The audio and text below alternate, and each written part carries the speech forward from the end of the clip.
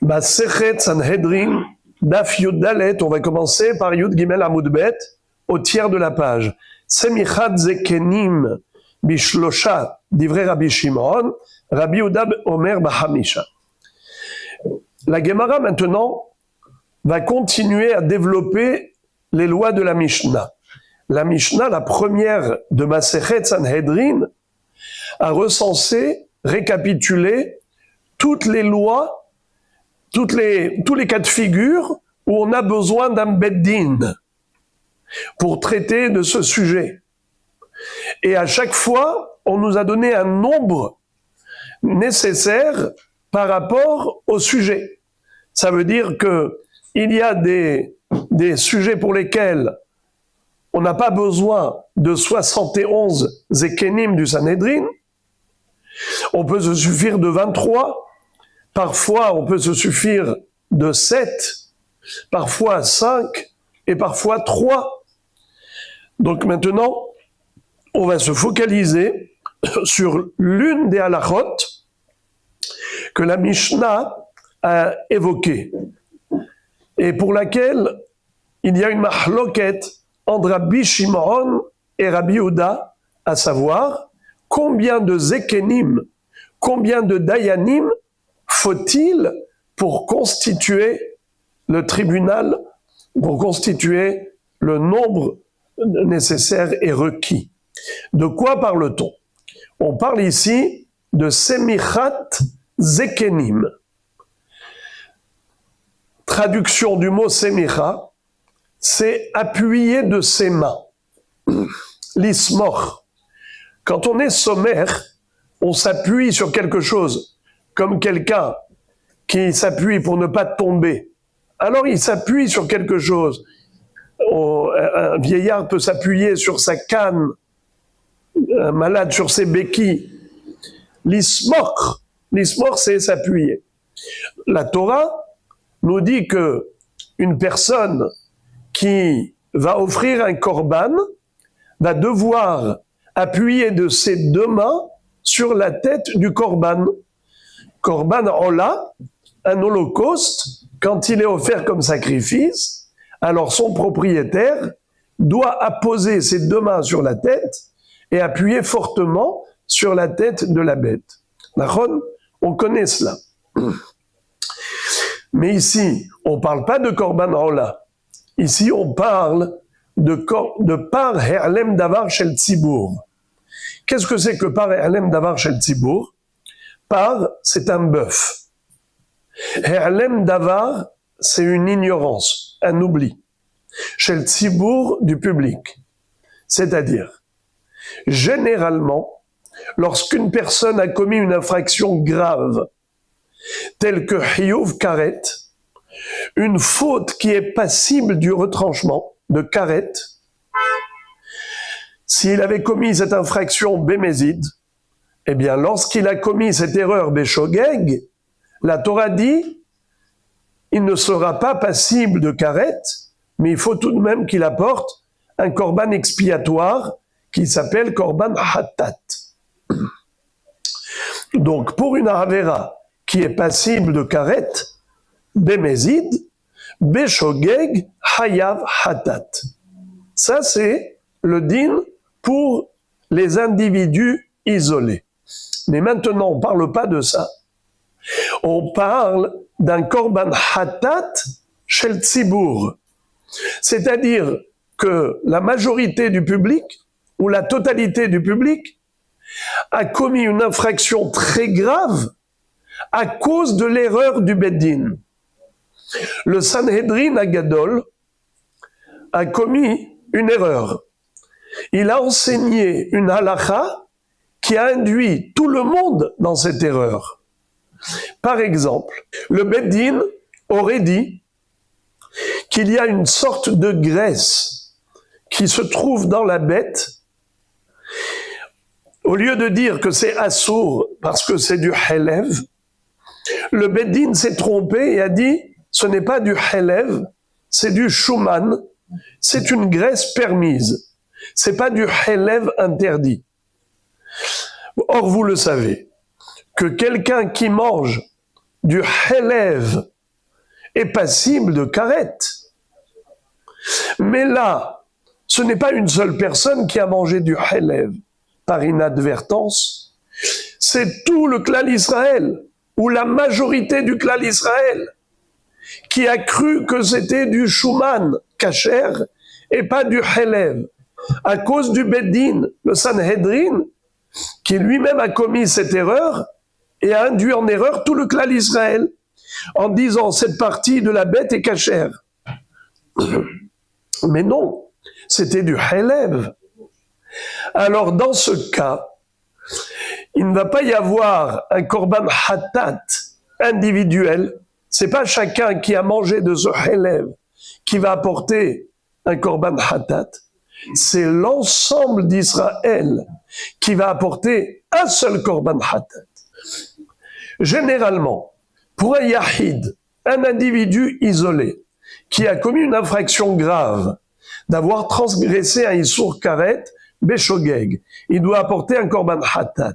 Mais quel est l'animal qui correspond au korban hatat individuel? C'est ou kisba, ou se'ira, ou une brebis, ou une chèvre. En tout cas, c'est nekeva. Ça ne peut pas être zachar. D'accord? Ça ne peut pas être un mouton. Ça ne peut pas être un chevreau ou un bouc. Il faut que ce soit une chèvre femelle ou une brebis femelle. Kivsa ou se'ira. Or, lorsqu'il s'agit d'une faute collective, une faute de hiyuv karet, qui est passible de karet, mais qui a été commis beshogeg par l'ensemble du tzibour. Étant donné que c'est une faute collective, alors même le korban, il est collectif. C'est un seul korban.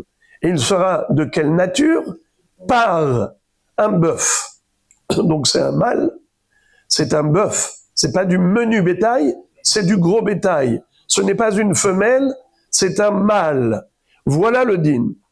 Pour ce par-là, qu'on appelle par herlem davar shel tzibour, un korban hatat, qui est un bœuf apporté par le tzibour pour son ignorance causée par le Sanhedrin, eh bien, il va y avoir une délégation.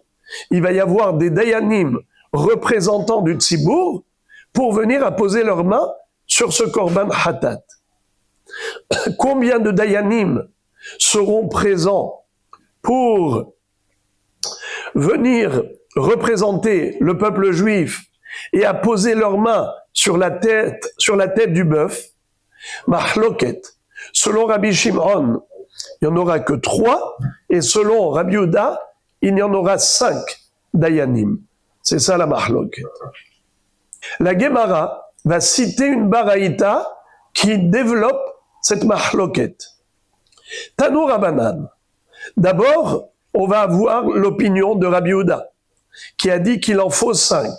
Sur quoi il s'appuie pour exiger 5 dayanim? Alors, il s'appuie tous les deux sur le passouk suivant. Vesamchu zikne ha'eda et yedehem al rosh hapar lifne Hashem. Veshahat et hapar lifne Hashem. Les zekenim de l'assemblée. Quand on dit zaken, c'est pas des vieillards, c'est des hachamim. Car on a déjà dit plusieurs fois, en zaken ela shekana chochma. Quand la Torah dit ve'adarta pene zaken, mi pene sevatakum, tu dois te lever devant quelqu'un qui est âgé. Respecter la vieillesse. Mais aussi respecter la sagesse. Si on a quelqu'un de jeune qui est hacham, il faut lui faire kavod pour sa chokhma. Ve'adarta pene zaken. Et d'où on sait que zaken, ça veut dire sage et pas forcément âgé, parce que le mot zaken, c'est la contraction de 2 mots. Ze, kana. Zaken, ze, kana. Celui-là, il a acquis quelque chose. Qu'est-ce qu'il a acquis? Ze, kana, chokhma. Il a acquis la sagesse, d'où le sait-on. Mais peut-être qu'il a acquis une voiture ou il a acheté une maison. La réponse, ze, kana. Quelle est l'acquisition éternelle? La voiture, elle n'est pas éternelle. Ou plutôt, l'homme n'est pas éternel. La voiture, elle reste ici. La maison, elle reste ici. Et l'homme part. D'accord? Vous voyez, il y a des gens très riches. Ils ont laissé derrière eux des biens colossaux. Et malgré tout, ils ne sont plus là. Soit la personne, elle perd son bien, soit le bien perd son propriétaire. C'est-à-dire qu'il n'y a pas de mariage éternel entre l'homme et son avoir. Par contre, entre l'homme et son être, ça c'est éternel. Car l'être, c'est la personne. La chokhma de la Torah, que l'homme a étudié difficilement pour l'acquérir, pour l'intégrer, eh bien, ça fait partie de son être. C'est ce qui prendra à jamais. C'est son acquisition éternelle. Zekana, zaken, zekana, chokhma. C'est forcément la chokhma. Parce que la chokhma, c'est l'être. Ce n'est pas un avoir. Alors, maintenant, qu'est-ce qu'on nous dit? Zikne ha'eda. Les ékénim de l'Assemblée d'Israël. C'est qui les ékénim? C'est les hachamim, les dayanim, les sages. D'où ils viennent ceux-là? Alors regardez. Est-ce qu'ils viennent d'un petit Sanhédrin? Ils viennent du grand Sanhédrin? Ou bien des gens, n'importe lesquels? Regardez comment la Baraïta procède. Rabbi Yehuda, comment il arrive à la conclusion. Tanu Rabbanan. Vesamchu zikne ha'eda et yedehem al rosh hapar. Lifnei Hashem. Les ékénim de l'Assemblée vont apposer leurs mains sur la tête du bœuf devant Dieu. Tanu Rabbanan vesamchu zikne. Yachol zikne hashuk. Talmud lomar eda. Est-ce qu'on parle ici de gens simples, des ékénim ordinaires qu'on trouverait dans la rue? On te dit non, il faut qu'ils soient eda, du Sanhédrin. Alors la Gemara dit, il y a deux Sanhédrin. Il y a le grand Sanhédrin de 71 ékénim à Yerushalayim. Il n'y en a qu'un seul au sein du peuple juif. Mais il y a des Sanhédrin Ketana, le petit Sanhédrin, qui est constitué de 23 dayanim, qu'on peut avoir dans chaque ville, qui est apte à traiter même de peine capitale, ce qu'on appelle din et nefashot. I-eda, yachol ketane eda. Si tu me dis que c'est de la eda, du Sanhédrin, zikne ha-eda, mais de quelle eda tu parles? De quelle assemblée de Sanhédrin tu parles? Sanhédrin ketana, ou bien il faut Sanhédrin gedola? D'où ils doivent provenir ces dayanim? Talmud lomar ha-eda, meyuhadin sheba eda. C'est-à-dire, avec l'article défini, la eda, avec l'article défini, pas juste zikne eda, mais zikne ha-eda. Une seule assemblée, on a comme ça. C'est le Sanhédrin Agadol chez Yerushalayim, qui était composé de 71 hacham. C'est de là-bas qu'il doit y avoir des dayanim qui viennent pour représenter le peuple juif au moment de la semicha. Lorsqu'ils vont apporter le parer l'em d'abar chez le tzibour pour expier la faute collective de Hiyuv Karet, que tout le monde a mangé, par exemple, du Helev, à cause du Sanhédrin, qui les a induits en erreur, et qui leur a dit, vous pouvez manger, c'est pas de la graisse interdite, c'est de la graisse permise, c'est du Shuman. Et tout le monde a commis cette faute. C'est un exemple que je donne. Eh bien, il faudra qu'il y ait des hachamim du Sanhédrin qui viennent pour apposer leurs mains au nom de tout Israël. Ils représentent l'ensemble du peuple juif. Vekamahen, combien de dayanim vont venir apposer leurs mains? Ok, tu m'as dit, ce sont des hachamim du Sanhédrin Agadol, des 71 ékénim. Mais quoi, les 71 ékénim vont venir pour apposer leurs mains? Ça fait 142 mains? Non. Non. Vesamechu shenaim. Zikne shenaim. Vesamechu. Le verbe vesamechu, c'est déjà au pluriel. Quel est le minimum du pluriel? 2. Zikne, des Ekenim au pluriel. Quel est le minimum de pluriel? 2. 2 plus 2, ça fait combien? 4. Ve'en beddin shakul, on a déjà dit qu'un beddin ne peut pas être d'un chiffre pair. Il doit être obligatoirement d'un chiffre. Un pair, ça fait combien? Mosifim alehem od ehad. On rajoute un 5e, et c'est comme ça que Harekan Hamisha, dit vrai Rabbi Yehuda. Voilà comment Rabbi Yehuda est arrivé à cette conclusion de dire que la semicha des Ekenim al Rosh Hapar et Alem Davar Shel Tzibur, ils doivent être 5 qui viennent de Yerushalayim, du grand Sanhedrin, pour représenter le peuple juif, en apposant leurs mains sur la tête du Corban. Rabbi Shimon, on a vu dans la Mishnah qu'il n'était pas d'accord. Rabbi Shimon Omer, Zikne Shenaim, Ve'en Beddin Shakul, Mosifim Aleem, Od Ehad, Harekan Shelosha. Rabbi Shimon n'est pas d'accord avec Rabbi Yehuda. Il dit on n'a pas besoin de 5 dayanim. 3 suffisent. Sur quoi il s'appuie? Il dit Zikne Shenaim. Les Ekenim, il y en a 2. Zekenim au minimum, le minimum du pluriel. Zekenim, c'est combien? C'est 2. Ça fait 2. Mais on a déjà dit qu'un beddin ne peut pas être d'un chiffre pair, il doit être d'un chiffre impair. Alors il faut ajouter combien? 1. Alors 2 plus 1, ça fait 3. Et bien voilà. La Gemara pose la question, elle dit Ribono shel olam. Mais pourquoi Rabbi Shimon n'est pas d'accord avec Rabbi Yehuda? Mais Rabbi Yehuda avait dit Vesamechu 2. Zikne, ça fait encore 2. Ben Bedin Shakul, on ne peut pas accepter un chiffre pair, alors on rajoute encore un 5e. Pourquoi Rabbi Shimon, c'est suffit de 3 au lieu d'exiger 5? Réponse. Aou, mi ba'ele le goufé. Qu'est-ce que ça veut dire? Rabbi Shimon dit, le verbe vesamechu, zikne, faut pas faire 2 drachot. Vesamechu, 2. Zikne, encore 2. Et après, tu rajoutes un 5e pour que ce soit un chiffre impair. Rabbi Shimon, il dit, mais vesamechu, j'en ai besoin les gouffés pour le sujet lui-même de la smicha. D'où saurais-je qu'il faut faire la smicha?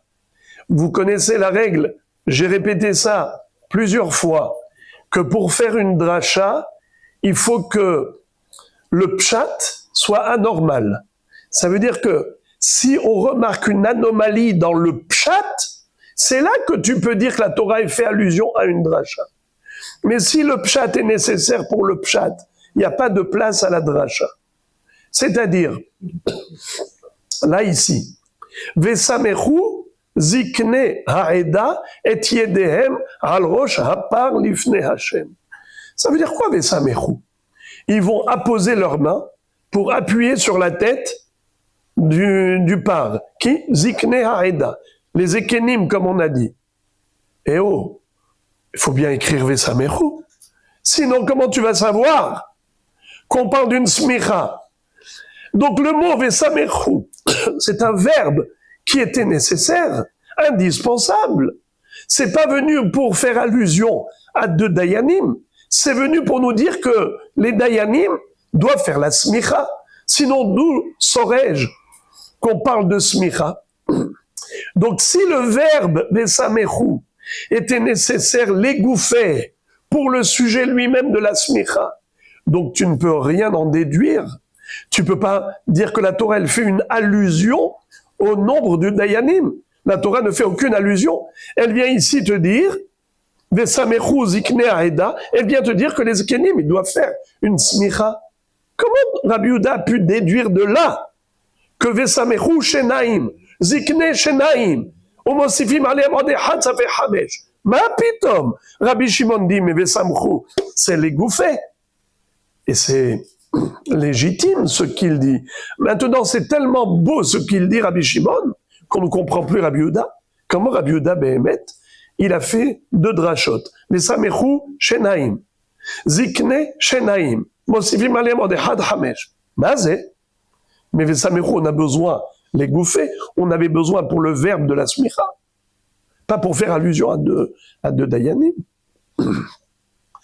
Rabbi Yehuda répond, mais Rabbi Yehuda, les gouffés, l'otzarir. Rabbi Yehuda te dit, pour la smicha, pour le sujet de la smicha, la Torah n'avait pas besoin d'écrire Vesamechu. Elle aurait pu écrire directement Yede Ziknea Eda et Yedehem al Roshapa. Mais comment j'aurais pu savoir qu'on parle de smicha sans écrire le verbe Vesamechu? Eh bien, c'est très simple. Rabbi Yehuda les gouffés l'otzarir. Deimken delo ate Vesamechu lidrasha lichtov Ziknea Eda Yedehem al Roshapa. Qu'est-ce que ça veut dire? S'ils n'étaient pas venus pour une dracha, alors la Torah n'avait pas besoin d'écrire le mot Vesamechu. Elle aurait dit tout simplement les mains des Ekenim sur la tête du bœuf. Mais Rabbi Shimon, alors pourquoi Rabbi Shimon n'admet pas cela? Il te dit, Iketiv hachi, si la Torah avait écrit ainsi, Hava Amina, j'aurais pu dire, Mayal Besamuch. Si la Torah n'avait pas écrit Vesamechu Zikne Haeda et Yedehem al Rosh Hapar, s'il avait écrit juste Zikne Haeda Yedehem al Rosh Hapar, eh bien, j'aurais dit qu'est-ce que ça veut dire al Rosh Hapar? Al, sur la tête, j'aurais pu penser que c'est à côté de la tête, au-dessus de la tête, mais pas forcément en appuyant fortement sur la tête. J'aurais dit al, ça veut dire au-dessus. Pas vraiment sur, mais au-dessus. En faisant planer les mains dans l'air au-dessus de la tête. C'est ce que j'aurais pu croire. Al, les mains là. C'est pour ça que la Torah a écrit Vesamechu. Ils vont appuyer de leurs mains sur la tête du bœuf pour dire que c'est pas juste au-dessus, mais vraiment sur la tête fortement. La Gemara dit alors pourquoi Rabbi Yehuda n'a pas tenu compte de cela? Pourquoi il dit que Vesamechu c'est en plus? Dit Rabbi Yehuda, Gamar, Roche, Me'ola. Qu'est-ce que ça veut dire? Rabbi Yehuda dit, moi je n'avais pas besoin d'écrire Vesamechu. La Torah n'avait pas besoin d'écrire Vesamechu pour nous indiquer qu'il faut vraiment toucher avec ses mains la tête du par. Jamais je n'aurais pu croire que on peut juste faire planer les mains au-dessus de sa tête. C'est évident qu'il fallait apposer ses mains et appuyer fortement. C'est évident, même sans écrire le verbe Vesamechu. Comment? Par Gezerah Shava, par analogie. On retrouve le mot roche ici. Vesamechu zikne haeda et yedehem al rosh hapar lifne Hashem. Il y a écrit le mot roche. Et on retrouve le même mot roche à propos du korban ha'olah, le sacrifice de l'Holocauste. Il est écrit également le mot roche. Vesamach yado al rosh ha'olah venirtzalo lechaper ha'alav. Tu vois que celui qui offre un sacrifice qui s'appelle korban ha'olah, un holocauste, la Torah exige que le propriétaire du korban appose ses mains sur la tête du korban et appuie fortement dessus. Vesamach et yadav alav. Pardon. Vesamach yado al rosh ha'olah. Ah! Alors, comme ici il est écrit rosh ha'olah, et il est écrit Vesamach yado, il faut appuyer de ses mains sur la tête de l'Holocauste. Alors même à propos du parerlem davar shel tzibur, le korban hatat collectif, qui est apporté par l'ensemble d'Israël, lorsque les 5 dayanim arrivent en tant que représentants du peuple juif, ils doivent apposer leurs mains sur la tête et appuyer fortement, exactement comme pour le korban ha'olah. Pourquoi? Parce qu'on retrouve le même mot, rosh ha'olah et rosh al rosh hapar. Roche. Pourquoi la Torah écrit le même mot? Pour créer un vase communicant, pour faire une analogie. De la même façon que pour la Ola, il faut que le propriétaire appuie de ses mains fortement sur la tête de l'Holocauste, ainsi pour le Rosh Hapar, il faut que les Dayanim appuient fortement de leurs mains sur l'Holocauste, sur le Par Hatat. Alors pourquoi la Torah a écrit Vesamechu? Ça ne sert à rien. Ah, c'est pour faire allusion à 2 Dayanim supplémentaires. Vesamechu, Shenaim, Zikne, Shenaim. 2 plus 2 égale 4. Et on a déjà dit que En Beddin Shakul, on peut pas admettre un chiffre pair, alors on rajoute un 5e. Ve Rabbi Shimon, alors pourquoi Rabbi Shimon ne dit pas la même chose? Pourquoi Rabbi Shimon se suffit de 3? Parce qu'il dit Vesamechu, c'est un verbe qui était nécessaire pour le sujet de la smicha. Ce n'est pas vrai, il aurait pu déduire par Xera Shava comme Rabbi Yehuda. Réponse, Rabbi Shimon, Lot Gamar Rosh Me'ola. Il n'a pas appris Rosh de Ola. Explication. Vous le savez qu'une Gezerah Shava, c'est pas quelque chose qu'on peut inventer. Ça n'existe que si on l'a reçu de Moshe Rabbeinu, qu'il a transmis à son élève, et c'est comme ça qu'un élève l'a reçu de son maître, qu'il a reçu de son maître, qu'il a reçu de son maître, jusqu'à Moshe Rabbeinu. En hébreu. En Adam dam gezerah shava me'atzmo, ela im ken kibelah merabo, verabo merabo, ad Moshe misinai. Un homme ne peut pas inventer une gezerah shava.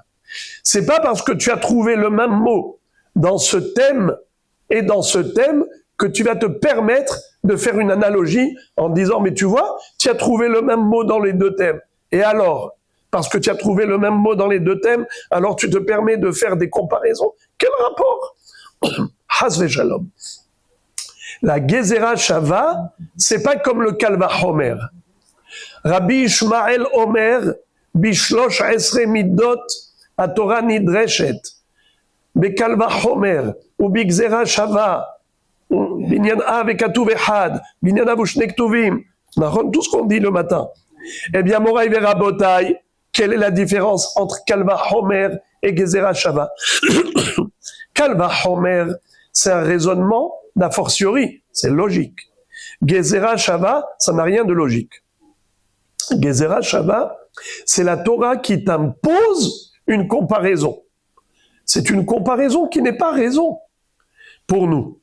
Nous, jamais on se serait permis de comparer ces 2 thèmes.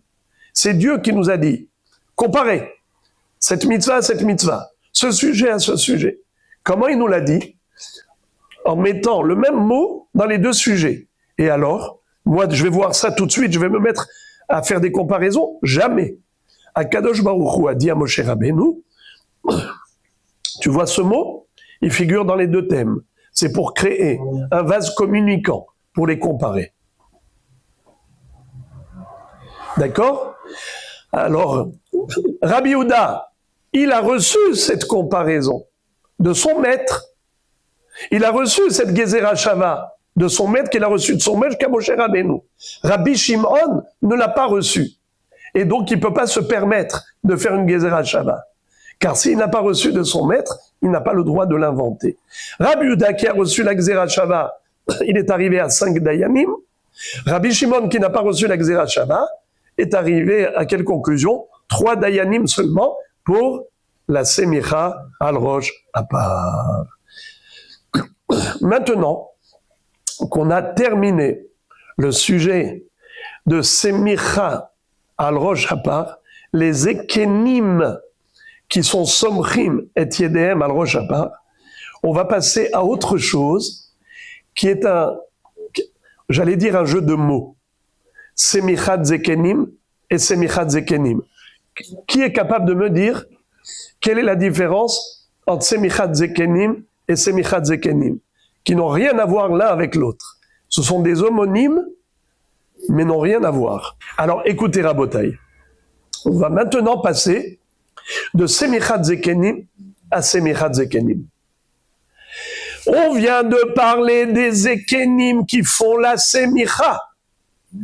Les sages qui apposent leurs mains sur la tête du bœuf qu'on va sacrifier en tant que Korban Hatat collectif. Mais maintenant, on va parler des Ekenim qu'on va diplômer en leur donnant la Smicha. Ah, comment on diplôme? Comment on va rendre un Hacham diplômé? Comment un Zaken, un Hacham, va devenir diplômé? Avec la Smicha. Et c'est quoi la Smicha? C'est le diplôme que donne le maître à son élève. Comment ça s'appelle? Semichat Zekenim. On va être sommer, le Zaken. On va donner la Smicha au sage. Alors regardez. Tana, la Baraïta nous dit, Semicha, ou Smichat Zekenim, Bishlosha. La Baraïta, elle parle d'abord de Semicha, et ensuite elle nous parle de Semichat Zekenim. Et les deux, c'est Bishlosha. Qui est-ce qui se rappelle, qui dit que avec 3 ça me suffit? Rabbi Shimon. Maï Semicha, ou Maï Semichat Zekenim. Qu'est-ce que c'est que Semicha? On a déjà dit que Semicha, c'est apposer les mains sur la tête du Korban. Alors, c'est quoi Semichat Zekenim? Amar Rabbi Yochanan, Mismach Sabé. C'est donner le diplôme au sage. Quelqu'un qui a étudié chez son maître beaucoup de Torah, il connaît toutes les halachot, et il est capable d'enseigner, il est capable d'être posek halacha, son maître doit lui donner la smicha. Amar le Abaye le Rav Yosef, Mismach Sabé Bishlosha Minalan. Abaye va dire à Rav Yosef, d'où apprend-on cette halacha? Que pour donner le diplôme à quelqu'un, ça ne se donne pas du maître à l'élève directement. Il faut que le maître réunisse avec lui 2 autres dayanim, afin que, en présence des 3 dayanim, l'élève a reçu sa smicha. Une personne isolée n'a pas le droit de donner la smicha à son élève. D'où sait-on? Il faut être 3.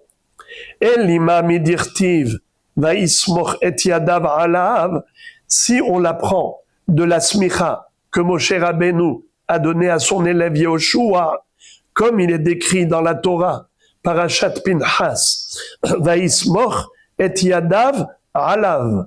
En effet, Moshe Rabbeinu avait apposé ses mains sur la tête de Yehoshua pour lui donner la smicha. Yachi tisge behad. Dans ce cas-là, il suffirait un seul dayan. Pourquoi tu as exigé 3 dayanim pour donner la smicha à l'élève qui a étudié la Torah et qui est capable maintenant de devenir un posek halacha? Pourquoi tu exiges 3? Si tu le déduis de Moshe Rabbeinu, Moshe Rabbeinu était seul quand il a posé ses mains sur la tête de Yoshua bin Nun pour lui donner la smicha. Il était seul, Moshe Rabbeinu. Alors pourquoi tu exiges 3? Yachi tisge behad, vechi tema Moshe bimkom shiv'im vehad ka'e, yachi lib'e shiv'im vehad. Si tu vas me dire que Moshe Rabbeinu, il est équivalent aux 71 Zekenim du Sanhedrin. Combien il y avait de Dayanim? Dans le grand Sanhedrin, il y avait combien de Dayanim? 71. Et Moshe Rabbeinu, c'était le Av Beddin. C'était lui le Av Beddin. Il y avait Moshe Rabbeinu avec 70 Zekenim. Alors dans ce cas-là, puisque Moshe Rabbeinu était équivalent à tout le Sanhedrin, c'était leur maître et l'équivalent. Alors, tu dis Moshe Rabbeinu, il a apposé ses 2 mains sur la tête de Yehoshua bin Nun pour lui donner maintenant le sceptre de la direction du peuple. Il lui a dit maintenant, c'est toi qui vas me remplacer. C'est toi qui vas être le Rav, qui va diriger le peuple juif, qui va le juger. Il lui donne la smicha. Alors si c'est comme ça, on devrait dire que pour donner la smicha à un élève, il faut qu'il vienne à Yerushalayim, qu'il aille au Beth Amikdash, qu'il rentre dans l'Ishkat Gazit, là où sont assis les 71 Ekenim, et eux vont lui donner la smicha. Pourquoi tu te suffis que de 3 Dayanim? Si tu apprends de Moshe Rabbeinu, mais Moshe Rabbeinu, il était Shakul Keneged Shiv'im Ve'ehad. Il était équivalent à 71 Ekenim. La Gemara dit Kashia. Qu'est-ce que ça veut dire Kashia? On n'a pas de réponse. Comme on disent les Ashkénazes, on ne meurt pas de questions.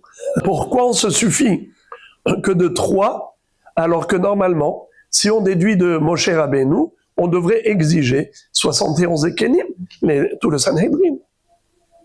Kashia. Vous savez comment on dit à chaque fois dans la Gemara, Teko. C'est quoi Teko? Tishbi, Yetaretz, Kushiot ou Bariot. Tishbi, c'est Eliyahu Navi, quand il va venir annoncer la venue du Mashiach, il va nous résoudre tous les Kashia qu'on a laissés dans le chasse, qu'on a dit Kashia sans réponse, lui il va nous donner la réponse. Ou Bariot, quand on a des questions, que la Gemara dit, on fait comme ça ou on fait comme ça? La Gemara dit Teko. C'est quoi Teko? Eliyahu Navi va te répondre. Mais la vérité, Teko, c'est la traduction du mot. En araméen, ça veut dire Tehekae, Teko, Tehekae. Ça restera ainsi en point d'interrogation, en suspens, Ad Biat Mashiach, Teko. Mais après, aujourd'hui, les Israéliens, ils ont pris ce mot de la Gemara pour dire que quand on a match nul, on dit Teko. Ils ont repris ça de la Gemara. Donc, maintenant, la Gemara va rentrer dans les détails. Comment on fait la smicha?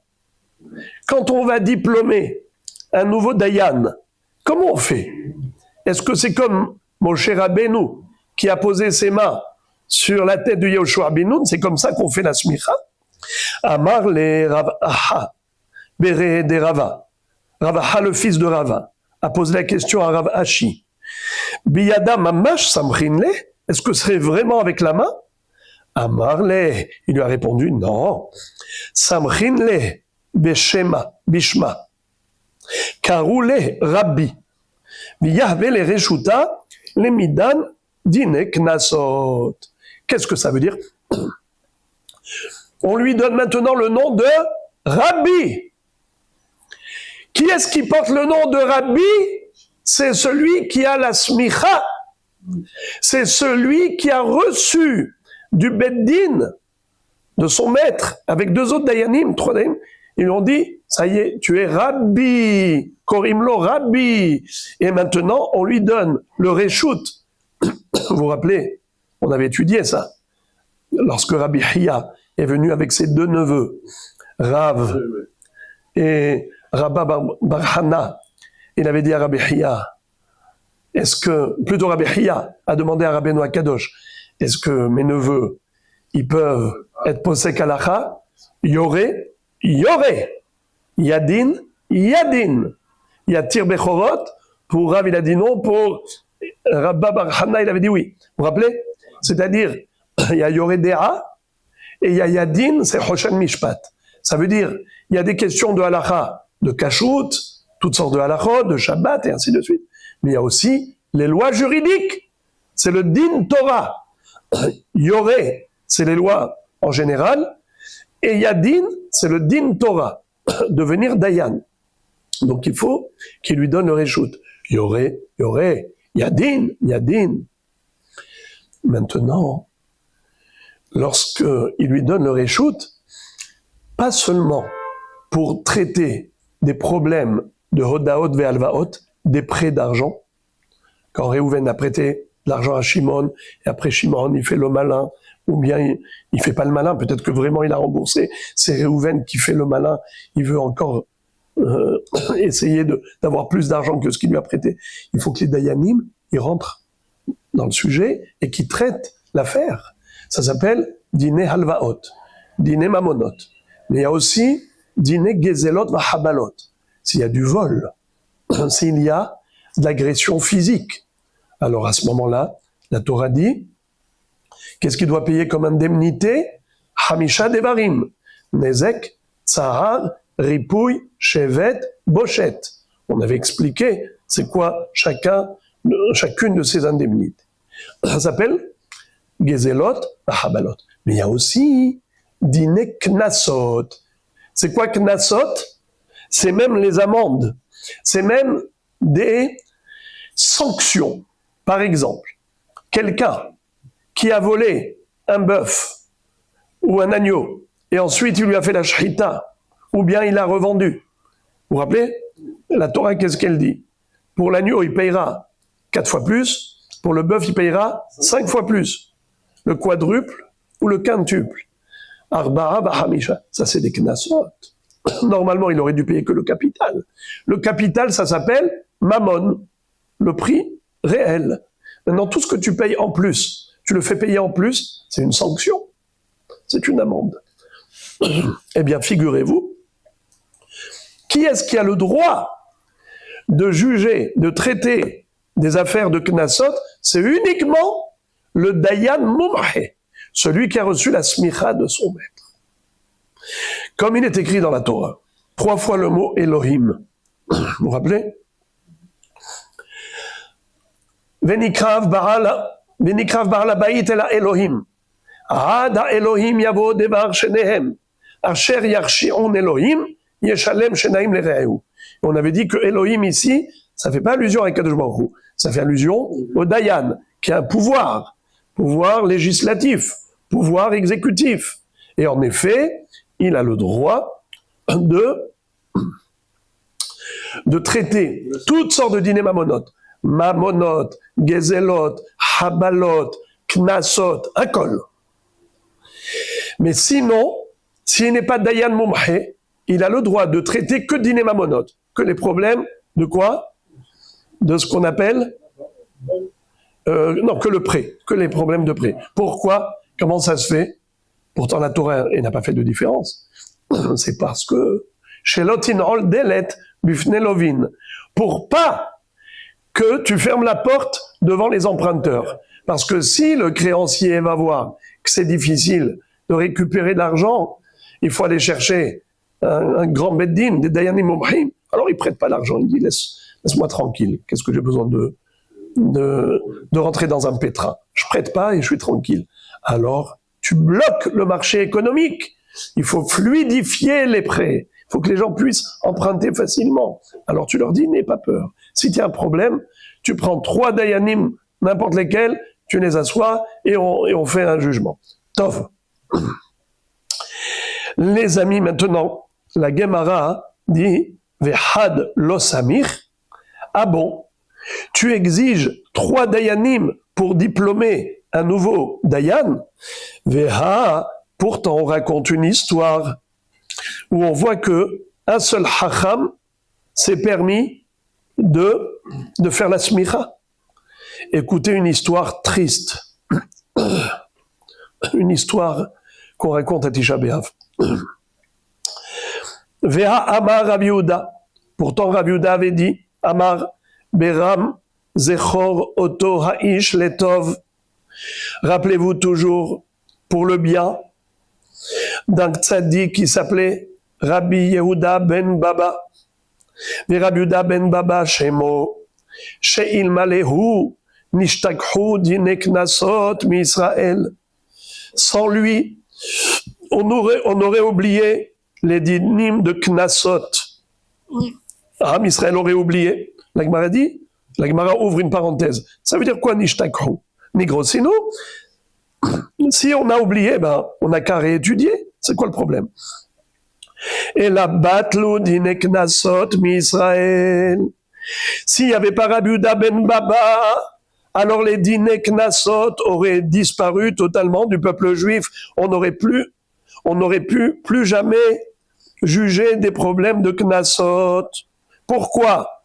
Parce qu'il n'y aurait plus la smicha. Sans lui, sans ce hacham, il n'y avait plus de smicha.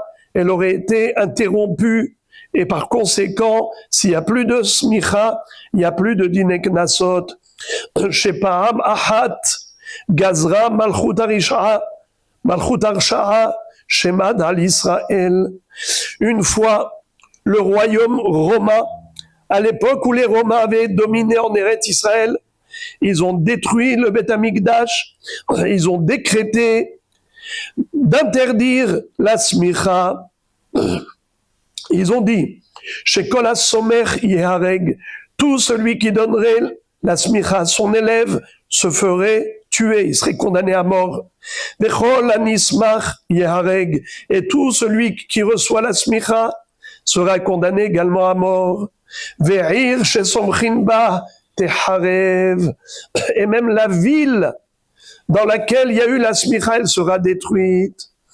Utchomin shesomchin bahem yakeru, et même la périphérie de cette ville où il y a eu la smicha, contrairement au décret romain, eh bien même cela, cette périphérie sera déracinée. Ça veut dire cette frontière. Le Tchoum, c'est les 2000 coudées tout autour de la ville. Alors qu'est-ce qu'a fait Rabbi Yehuda ben Baba? Ma'asa Yehuda ben Baba halach veyashavlo ben sheneharim gedolim. Il est allé, il s'est installé entre deux montagnes, ou ben shete hayarot gedolot, entre deux grandes villes, ou ben shenet tchoumé Shabbat, c'est-à-dire il s'éloignait du tchoum, de la périphérie, de la frontière, de la ville de droite et de la ville de gauche. Et c'est quoi ces grandes villes? Ben Usha, les Shefaram, entre la ville de Usha et la ville de Shefaram. Et pourquoi il a fait ça? Parce qu'il est allé là-bas avec 5 élèves pour leur donner la smicha. Mais il a eu peur de se faire attraper. Il a dit, si je me fais attraper, je veux pas qu'on détruise les deux villes, qu'on massacre tous les juifs de ces deux villes. Alors je veux me mettre dans un endroit qui est entre les villes, comme ça ils pourront pas dire, ah oui, c'est dans cette ville, on va détruire cette ville. Non, il a pris le risque tout seul.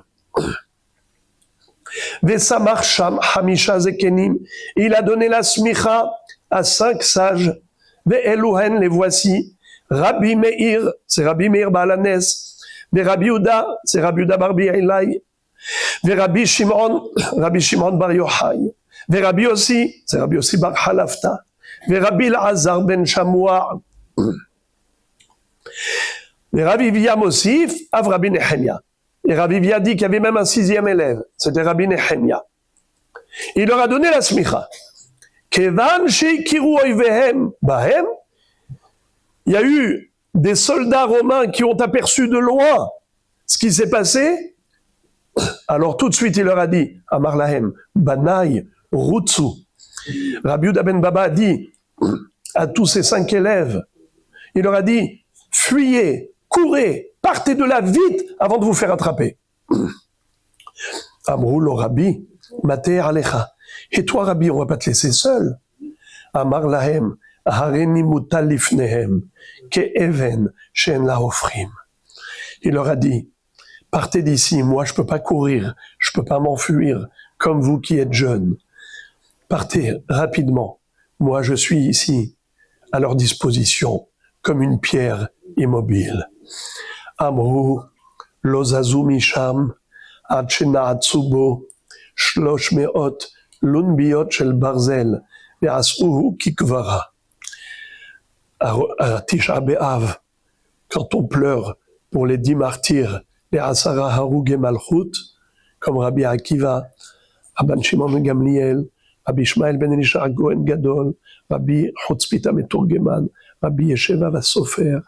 On parle de tous ces Asara Harugé Malchut, on parle aussi de Rabbi Yehuda ben Baba. Alors c'était comme ça que, malheureusement, il a été criblé de flèches, avec 300 flèches. Shlosh me'ot lunbiot shel barzel. Asu kikvara. Ils l'ont rendu comme un tamis. J'ai pas le temps maintenant d'expliquer qu'est-ce que c'est que ce Inyan de Asara Harugé Malchut. Vous savez que Rabbi Ishmael ben Elisha Kohen Gadol, qui était là de Asara Harugé Malchut, il est monté au ciel, puisqu'il connaissait le Shem HaMeforash, il était Kohen Gadol, et il a demandé là-haut, est-ce qu'ils ont droit de se défendre avec un mot, avec un nom divin, ils auraient pu pulvériser tous ces Romains. Et le malach lui a dit non. Tzadikim, kablu alechem gzerat shamayim. Acceptez ce jugement divin. Vous êtes à la place des Shvatim, à la place des Shvatim qui ont vendu Yosef à Tzadik. Alors regardez, on va terminer là tout de suite, tout le sujet. La Gemara dit, tu vois que Rabbi Yehuda ben Baba était tout seul et pourtant il s'est permis de donner la smicha à ses 5 élèves. Alors pourquoi tu as dit qu'il faut 3 dayanim? La Gemara dit, Rabbi Yehuda ben Baba, Aharine havubaade. Ve'ade lo hashiv lehu, mishum kevodo de Rabbi Yehuda ben Baba. Béhémet, Rabbi Yehuda ben Baba n'était pas tout seul. Il y avait 2 dayanim avec lui. Seulement, comme lui, il était tellement important qu'il a mis à l'ombre les 2 autres dayanim. Donc on les a même pas évoqués par rapport à son kavod à lui. Mais Béhémet, ils étaient 3. Mais Rabbi Meir, la Gemara pose une question, elle ouvre une parenthèse, elle dit, Rabbi Meir Ba'alanes, Rabbi Yehuda ben Baba Samche, ve'amar Rabba bar Hana bar Rabbi Yochanan, kol haomer Rabbi Meir, lo semacho Rabbi Akiva, eno el haTorah. Pourtant, Rabba bar Hana a dit, au nom de Rabbi Yochanan, que qui est-ce qui a donné la smicha à Rabbi Meir? C'est Rabbi Akiva. Alors pourquoi tu dis que c'est Rabbi Yehuda ben Baba? Réponse, Samche Rabbi Akiva, velo kiblu, Samche Rabbi Yehuda ben Baba, et kiblu. C'est-à-dire, quand Rabbi Akiva, des années plus tôt, il avait donné la smicha à Rabbi Meir, les gens ont dit, Rabbi Meir, il est trop jeune. On n'accepte pas un dayan tellement jeune. Mais quand plus tard, il était plus âgé, il a eu la 2e smicha de Rabbi Yehuda ben Baba, alors Kiblou, tout le monde a accepté que Rabbi Meir est Samour dayan avec la smicha. Amar Rabbi Yoshua ben Levi, en smicha bechutz la'aretz. Rabbi Yoshua ben Levi va dire, il n'y a pas de smicha en chutz la'aretz. Qu'est-ce que ça veut dire? Maï en smicha.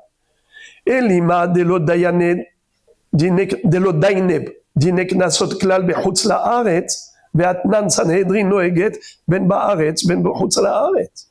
Est-ce que ça voulait dire que les dayanim n'ont pas le droit de traiter des dinek nasot en chutz la'aretz? C'est faux, car si on a un Sanhedrin qui a voyagé, ils sont partis en France, à New York, eh bien puisque c'est le Sanhedrin du Beth Amikdash qui a voyagé, ils sont tout à fait habilités à juger des dinek nasot comme en Eretz Israël. Alors qu'est-ce que ça veut dire en semicha bechutz la'aretz? Et là, de lo samchinan bechutz la'aretz. Ça voulait dire que cette notion de donner la smicha à un jeune dayan, ça ne peut pas se faire en dehors d'Israël. C'est uniquement en Eretz Israël qu'on peut donner la smicha. On ne peut pas donner la smicha en chutz la'aretz. La Gemara dit comme ça. Il n'y a pas de smicha en chutz la'aretz. La smicha, on l'a reçue depuis Moshe Rabbeinu, qui a donné la smicha à Yoshua ben Nun, qui a donné à ses élèves, et ainsi de suite. Alors, chutz la'aretz, c'est pas possible. La Gemara dit, Pshita, somchin bechutz la'aretz, venismachin ba'aretz, amrin nandelo. Et la somchin ba'aretz, venismachin bechutz la'aretz maï. C'est-à-dire, quel est le din si on a les somchin, c'est-à-dire le rav, les rabbanim qui donnent la smicha, on appelle les somchin. Et celui qui reçoit la smicha, il s'appelle nismachim. Le somer, c'est celui qui donne la smicha. Le nismach, c'est celui qui reçoit la smicha.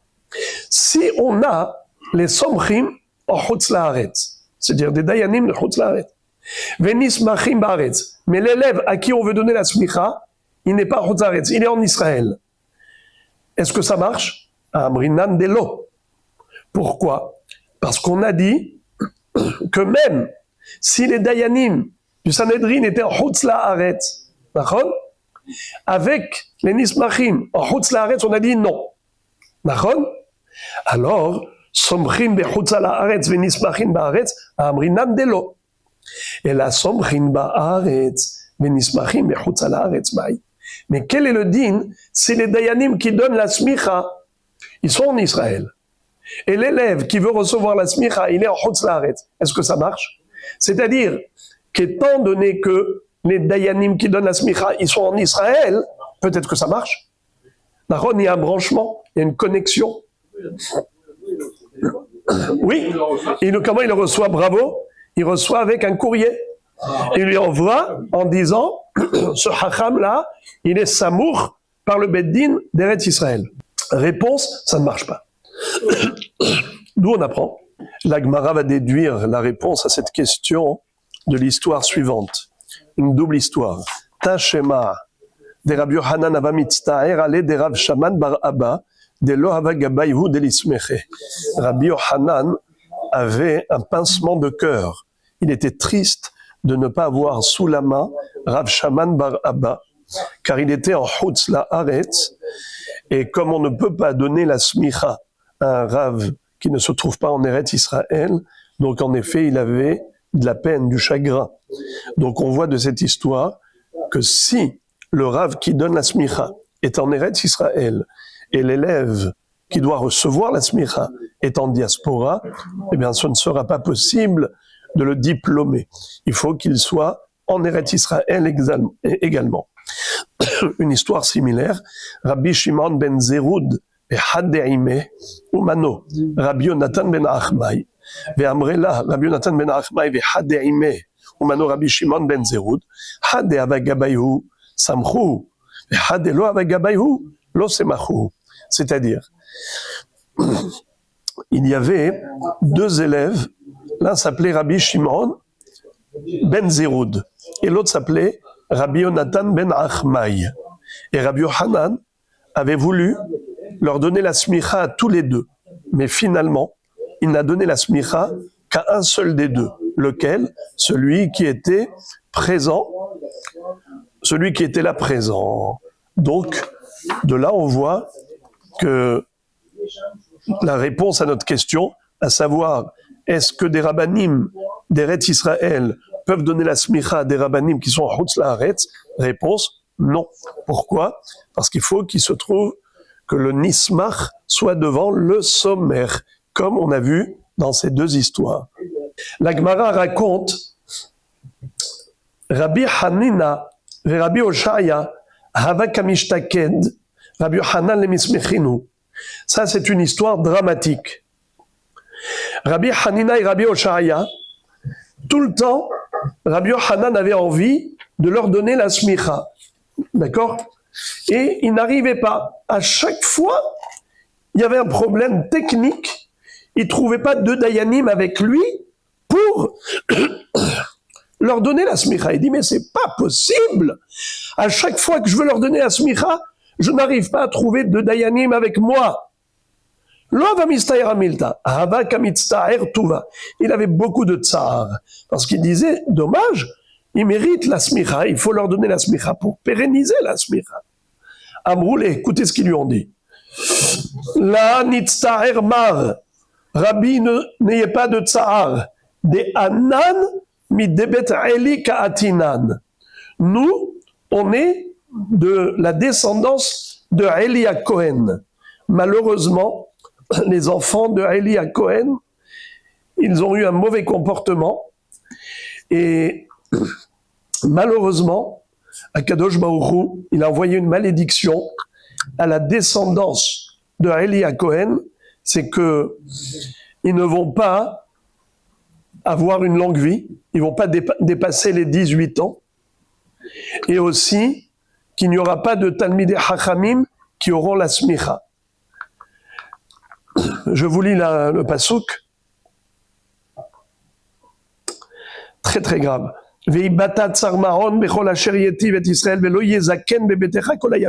n'y aura pas de zaken dans ta maison kol hayamim. Alors, c'est quoi les zaken? On a déjà dit que zaken c'est hacham. Il n'y aura pas de smicha. Et également qu'ils vont mourir jeunes. Vechol marbit betecha yamutu anashim. La majorité de tes descendants, ils vont mourir jeunes. Hachem Yatzilenu, il ne dépassait pas 18 ans. Mais la Gemara dit que malgré tout, Abaye et Rava, ils étaient de la descendance de Eli à Cohen. Seulement, comme ils ont étudié beaucoup de Torah, la Gemara dit Chesed ve'emet yechupar avon. Qu'est-ce que ça veut dire Chesed ve'emet yechupar avon? Chesed, c'est Gmilut Hasadim. Emet, c'est l'étude de la Torah. Akadosh Baruch Hu a dit s'ils étudient la Torah, s'ils font du Chesed, eh bien ils pourront avoir une longévité. Et la Gemara raconte qu'il y en avait un qui a fait les deux, Torah et Gmilut Hasadim, il a vécu jusqu'à 60 ans. Et l'autre qui a juste étudié la Torah, mais il ne s'est pas investi dans Gmilut Hasadim, il a vécu jusqu'à 40 ans. En tout cas, il y avait un décret qui planait sur leur tête, et grâce au Chesed et Emet, Chesed et Emet, c'est la Torah et Gmilut Hasadim, ils ont échappé. Mais ils n'ont pas eu la smicha. Pourquoi? Parce que il a fait 2 gzerot. Première gezera, c'est qu'il mourrait jeune, Hashem Yatzilenu. Deuxième gezera, c'est qu'il n'y aura pas de smochim. Eh bien, c'est ce qui s'est passé. Alors, ils sont venus le voir. Ils lui ont dit, Rabbeinu, n'ayez pas de tsar. Jamais vous n'arriverez. C'est Akadosh Baruch Hu qui a fait ça. Parce que, comme eux, ils étaient descendants de Eli à Cohen, donc, il y a un décret sur eux qui ne peuvent pas recevoir la smicha. Rabbi Zera, donc je répète, D'Amar Rabbi Shmuel, Bar Nachmani Amar Rabbi Yonatan, Minayin Shen Nismachin Lebet Eli, d'où on apprend que la descendance de Eli à Cohen ne peuvent pas avoir la smicha, Shenemar Lo Yezaken Bebetecha, Kol Ayamim, Maïzaken, Eli Mazaken Mamash, Ve'aktiv Kol Marbit Betecha, Yamutu Anashim, et la smicha. Donc il y a un pasouk pour malheureusement la mort jeune et un pasouk pour la privation de smicha. Et on termine avec l'histoire de Rabbi Zera. Rabbi Zera, Hava mitamar milimismeche. Rabbi Zera, il était très anav. Il ne voulait pas recevoir la smicha. Parce qu'il a dit, pourquoi? D'Amar Rabbi Elazar, parce qu'il a entendu un enseignement de Rabbi Elazar qui disait les olam reve keval vekayem. Qu'est-ce que ça veut dire? Si tu restes à l'ombre, tu vivras longtemps. Vivons cachés, vivons heureux. Étant donné que, en recevant la smicha, automatiquement il va avoir de la réputation, de la renommée, alors il s'expose au haïnara, et donc Hasve Shalom, comme dit Rashi, malheureusement, oïla les rabbanout chez Mekaberet et Barléa. La rabbanout, elle peut entraîner la mort jeune, comme Yosef Hatzadik. Il n'était pas le plus âgé de ses frères, au contraire, il était le 11e. Et pourtant, il est mort avant les autres. Vayamot Yosef, Bechol Echav, Bechol Adoraou. Ce qui veut dire que comme Yosef avait la rabbanout, il avait le pouvoir, donc il est niftar plus jeune. Alors Rabbi Zera a dit, c'est le fameux proverbe qui dit cache-toi, tu vivras longtemps. Mais après, quand il a entendu Kevan de Shamar le Hadam Rabbi Elazar, En Adam Ole Ligdula, Elaim Ken Mohalin Lo Al Kol Avonotav, Amtsile Nafshe. Qu'est-ce que ça veut dire?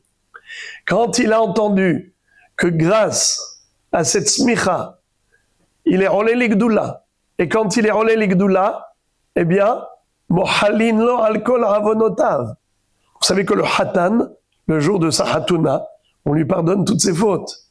Eh bien, également, celui qui est relais l'Igdoula, on lui pardonne toutes ses fautes. Alors il a dit, je préfère recevoir la smicha.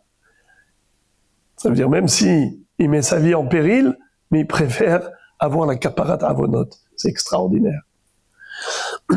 La Gemara raconte qu'il s'amprou les Rabbi Zera. Donc finalement, quand on lui a donné la smicha, Sharoulé Hachi, on lui a chanté, pendant cette fête de la smicha, on lui a chanté Lokhal, Velosrak, Velopirkus, Veyalathen. Ou bien on peut lire Lokhal, Veloshrak, Velopirkus, Veyalathen. Qu'est-ce que c'est? C'est, en fait, un chant qu'on chantait devant la Kala, quand elle était belle. On disait, cette Kala, elle n'a pas besoin de maquillage, elle n'a pas besoin de, comment on appelle ça, de bleu dans les yeux, elle n'a pas besoin de pirkous, de gel dans les cheveux pour être belle. Elle est belle naturellement. L'okhal, c'est le khol dans les yeux. Shrak, c'est comment on appelle ça, la poudre qui mettait le fond de teint pour faire rougir la peau. Elle n'a pas besoin de ça.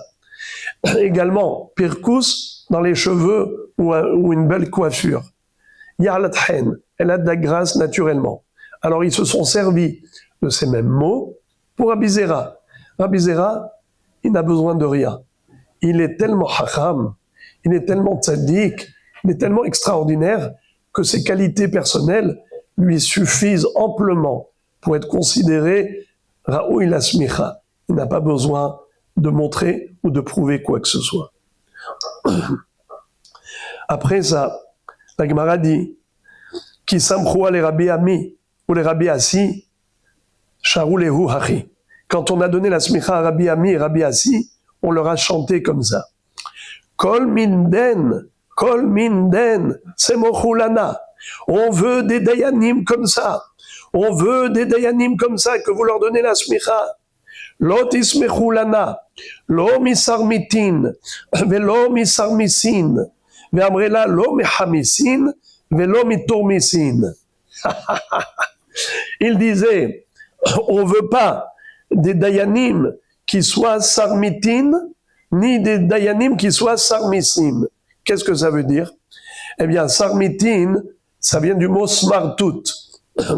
Smartout, ça veut dire quelque chose de fade, quelque chose qui n'a pas de ta'am. Quelqu'un qui va enseigner des choses, mais il n'explique pas la raison des choses. Alors, c'est fade. On veut pas des dayanim qui soient sarmitin. Velo misarmisin, ou bien ceux qui ont la tête à l'envers. Ça veut dire qu'ils t'expliquent quelque chose et la logique, elle est juste à l'envers. Ve'amrela, lo mehamisin, velo mitormisin. Et il y a une autre version qui disait, on veut pas des hamisin. C'est quoi des hamisin voleurs? Ils volent Hamas. Ça veut dire des gens qui n'aiment pas enseigner. On veut pas des gens comme ça. Parce qu'ils volent du public ce qui revient au public. Tu as étudié la Torah, enseigne. Et ne t'économise pas. N'économise pas tes efforts. Tu dis, allez, je vais dire les choses à moitié, ça suffit, au moins j'ai dit quelque chose. Non, explique jusqu'au bout, que les gens comprennent tout. Sinon, Altimna tov mi be'alav. Ne prive pas les gens de ce qu'ils méritent comme bien. Velo mi tourmisin, Rashi dit tourmisin, lait paresh. Qu'est-ce que ça veut dire? Tourmisin, Rashi dit, je ne sais pas ce que ça veut dire. Vous voyez comment Rashi il est anav? Rashi aurait pu se taire. Mais à chaque fois que Rashi ne sait pas quelque chose, il dit, je ne sais pas ce que c'est. Il y a 45 endroits entre le Chumash et le Chasse où Rashi a dit, je ne sais pas. La Hanava de Rashi. Rashi n'explique pas toujours tout. Il y a des choses qui nous laissent nous casser la tête tout seul. Alors il aurait pu se taire. Il n'explique pas, tu ne sais pas, tu n'expliques pas. Non, il dit, je ne sais pas. Quelle Hanava? Mais le Yadrama, c'est Rabbeinu Meir Halevi. Je vous montre son livre. Il a écrit un livre extraordinaire sur Masechet Sanhedrin. C'est l'un des Rishonim. Et il explique que Tourmisin, ça fait allusion au Tourmous. La Gemara dit dans Masechet Betza que Tourmous, c'est un féculent qui est amer. Aujourd'hui, on traduit par lupin, le lupin. C'est très amer et il devait le bouillir 7 fois, changer l'eau à chaque fois pour le radoucir. Alors il dit, on veut pas des tourmicines, On veut pas des dayanim amers. Ah, qui sont durs, comme ça, qui te passent pas, désagréables. Non, il faut que ce soit des dayanim, ou encore, il dit, Piroujaher anashim rekim, des gens vides.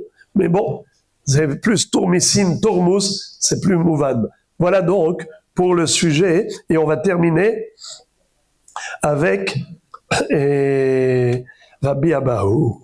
Rabbi Abahu, qui ava atemimetiv tale bekesar, dafke matroni ata de bekesar, ou mishar yanle, rabba de amme, medabarna de umate, botsina din hora, berich matiach l'ishlam. C'est le mot de la fin. Rabbi Abahu, quand il venait de la yeshiva, et il allait à la maison du Kessar, c'est-à-dire il allait au palais royal de César pour aller traiter des sujets communautaires du Ram Israël. Alors lui, il était le représentant du peuple juif. Figurez-vous, quand il arrivait au palais royal, qui est-ce qui sortait à sa rencontre? Les femmes de la noblesse. Et elles chantaient devant lui en disant Baruch Abba. Mais qui? Rabba de Amé, le grand de son peuple. Medabarna de Umate, le dirigeant de sa nation, de sa communauté. Butsina din Hora, la grande lumière qui éclaire. Berich matiach l'ishlam. Baruch boacha le shalom. Bienvenue en paix.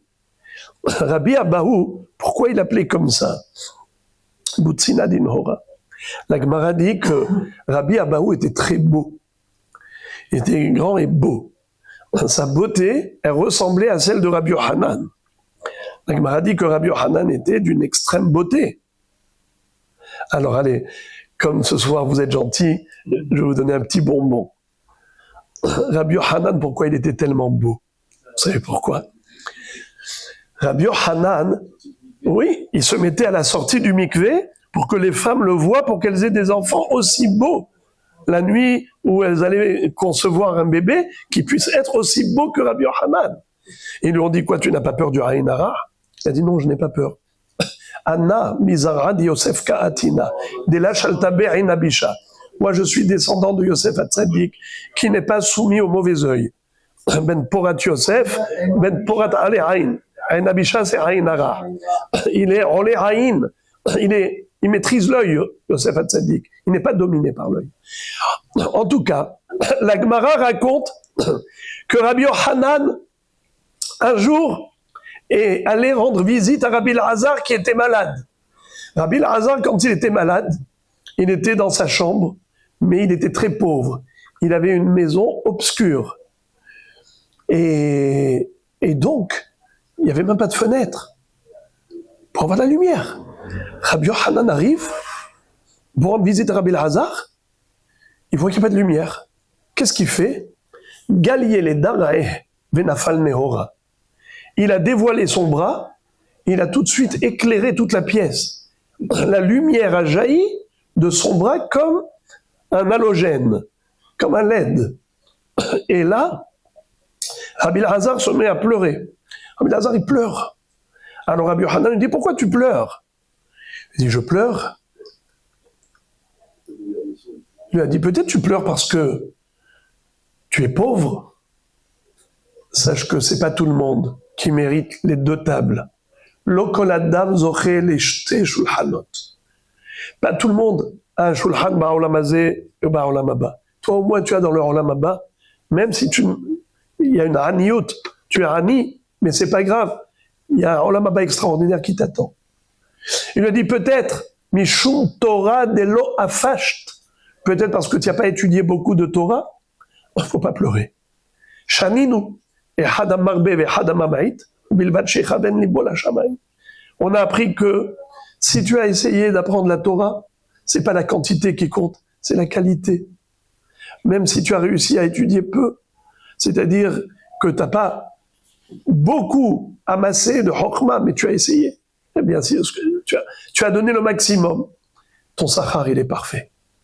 Il lui a dit, c'est pas pour ça que je pleure. Ni pour la haniout matérielle, ni pour le manque de Chorma. Non. Tu sais pourquoi je pleure? Parce que je vois ta beauté, et un jour, elle va disparaître sous la terre. Haval, al-hay shufra, des balais be'ara. Par rapport à cette beauté qui un jour va être rongée par la vermine. C'est pour ça que je pleure. Balais be'ara. Il lui a dit, pour ça que tu pleures, tu as raison de pleurer. Alors ils se sont mis à pleurer tous les deux. Pour la beauté de Rabbi Yochanan. Alors le Maharsha, il dit, c'est quoi ça? Vous imaginez? Les deux grands maîtres de la génération, Rabbi Yochanan et Rabbi Elazar, ils pleurent pour la beauté esthétique. Aïe, qu'est-ce que dit le Maharsha? Maharsha dit, Rabbi Yochanan lui-même avait dit que lui, il était le dernier des enfants des beaux garçons de Yerushalayim. À l'époque du Beth Amikdash, on avait une telle bracha, parce qu'on était en connexion directe avec Akadosh Baruch Hu, que tout le monde à Yerushalayim avait une réussite extraordinaire. Et les enfants qui naissaient à Yerushalayim, ils étaient de toute beauté. Comme il dit le Pasuk dans Megillat Echa, Bene Tzion Haikarim Hamesulaim Bapaz Shemeganim et Apaz Biyofiam. Ils étaient tellement beaux que même l'or fin à côté de ces enfants était laid, était à l'ombre, tellement ils étaient beaux. Mais cette beauté, donc, elle n'était pas naturelle. Elle était parce que Akadosh Baruch Hu envoyait une bracha exceptionnelle via le Beth Amikdash. Mais le dernier échantillon du Beth Amikdash, c'était Rabbi Yochanan. Puisque lui, il disait, j'étais le dernier des Shapirei Yerushalayim. Il était né après le Chorban, mais c'était juste après le Chorban. Alors, voilà pourquoi ils ont pleuré. Ils ont pleuré parce que maintenant, il n'y aura plus de traces du Beth Amikdash. Im eshkachech Yerushalayim, tishkach yemini, tidbak leshoni lechiki, im lo ezkerechi, im lo alet Yerushalayim al rosh simchati. Comme le Hatan qui brise un verre sous la choupa pour rappeler Chorban Yerushalayim. C'est un moment très émouvant. Donc il a dit, je pleure pour le Chorban Beth Amikdash, dont toi tu es le dernier échantillon. Donc c'est pour ça qu'il a pleuré pour ça. Et en tout cas, la Gemara dit que Rabbi Abahu choufrait, mais un choufrait des Rabbi Yochanan.